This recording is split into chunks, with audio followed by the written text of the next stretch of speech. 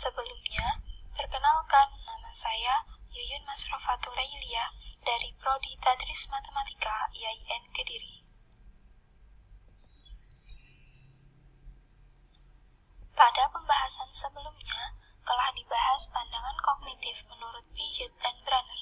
Yuk kita review kembali.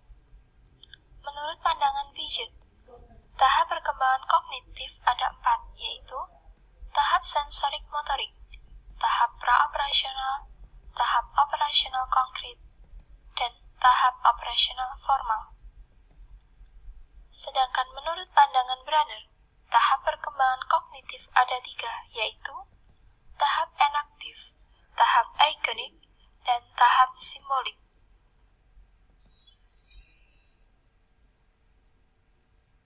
Selanjutnya, kita bahas perkembangan kognitif menurut Vygotsky. Lev Semyonovich Vygotsky adalah seorang psikolog yang berasal dari Rusia dan hidup pada Revolusi Rusia.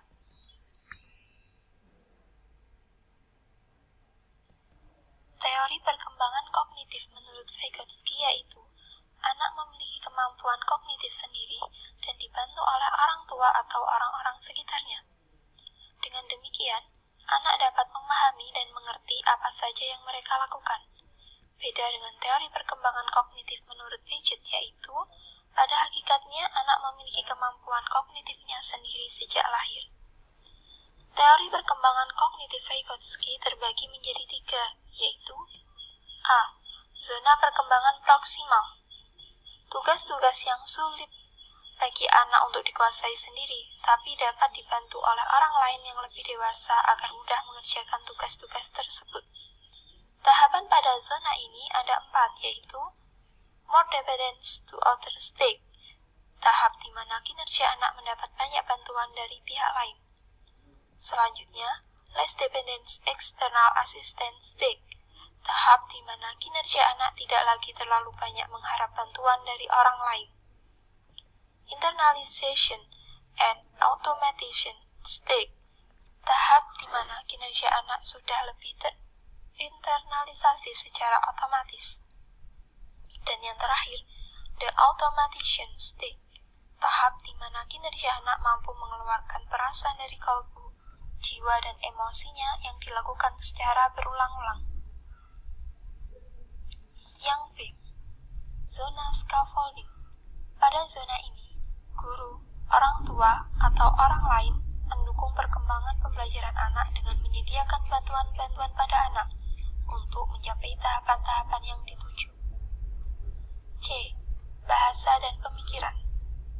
Tujuan bahasa bukan hanya sebagai alat komunikasi saja, tetapi juga sebagai alat bantu menyelesaikan tugas-tugas yang ada. Fase pada zona ini ada 3, yaitu social speech, dimulai dari umur 0 sampai 3 tahun. Bicara biasanya dilakukan untuk mengontrol tingkah laku dan untuk mengekspresikan pemikiran sederhana sebagai emosi. Yang kedua, egocentric speech, dimulai dari umur 3 sampai 7 tahun. Anak-anak lebih sering berbicara dengan diri mereka sendiri. Mereka membicarakan apa yang mereka lakukan dan mengapa mereka melakukannya.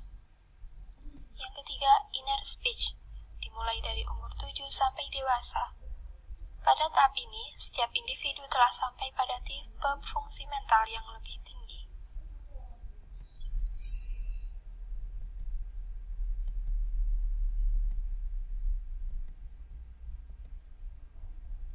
Dari sini, dapat diambil kesimpulan bahwa prinsip dasar teori Vygotsky, yaitu teori ini disebut sebagai teori pendekatan konstruktivisme dengan suatu proses yang membangun pengetahuan anak secara bersama-sama antar semua pihak. Selanjutnya adalah perkembangan kognitif menurut Robert Gekse.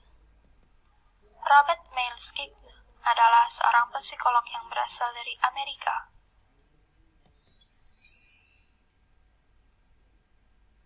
Menurut Robert Gekse, belajar dipandang sebagai proses pengolahan informasi dalam otak manusia. Pengolahan otak manusia sendiri dapat dijelaskan sebagai berikut. Pertama, reseptor atau alat indera. menerima rangsangan dari lingkungan dan mengubahnya menjadi rangsangan neural, memberikan simbol informasi yang diterimanya dan kemudian diteruskan. Yang kedua, sensoris register atau penampungan kesan-kesan sensoris. Fungsinya yaitu menampung kesan-kesan sensoris dan mengadakan seleksi, sehingga terbentuk suatu kebulatan perseptual. Informasi yang masuk sebagian masuk ke dalam memori jangka pendek dan sebagian hilang dalam sistem.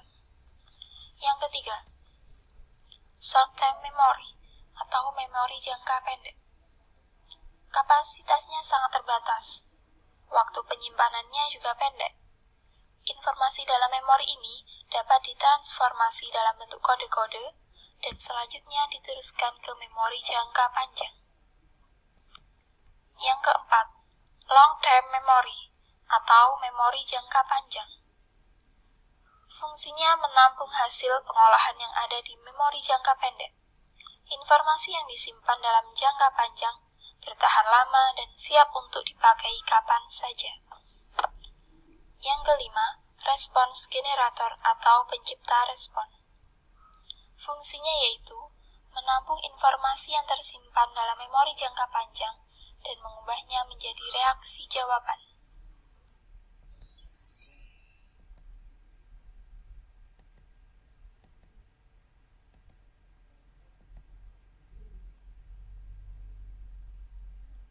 Dari sini dapat diambil kesimpulan bahwa teori dari Robert Gagsner adalah teori pemrosesan informasi. Menurut teori ini, belajar dipandang sebagai proses pengolahan informasi dalam otak manusia.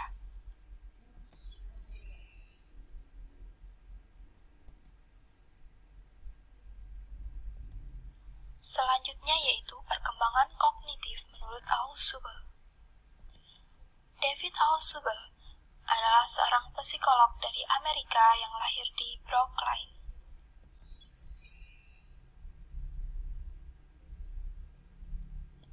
Menurut Ausubel, proses belajar terjadi jika siswa mampu mengasimilasikan pengetahuan yang dimilikinya dengan pengetahuan baru, atau bisa disebut dengan belajar menjadi bermakna atau meaningful learning. Proses belajar terjadi melalui dua tahap. Yang pertama, memperhatikan stimulus. Yang kedua, memahami makna stimulus, menyimpan dan menggunakan informasi yang sudah dipahami.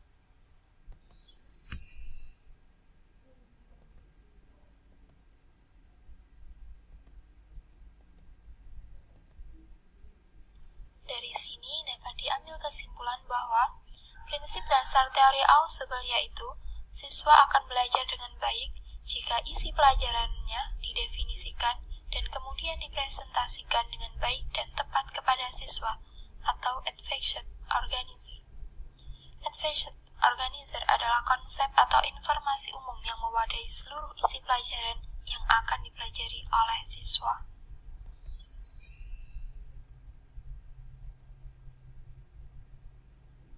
Sekian presentasi yang dapat saya sampaikan, semoga bermanfaat.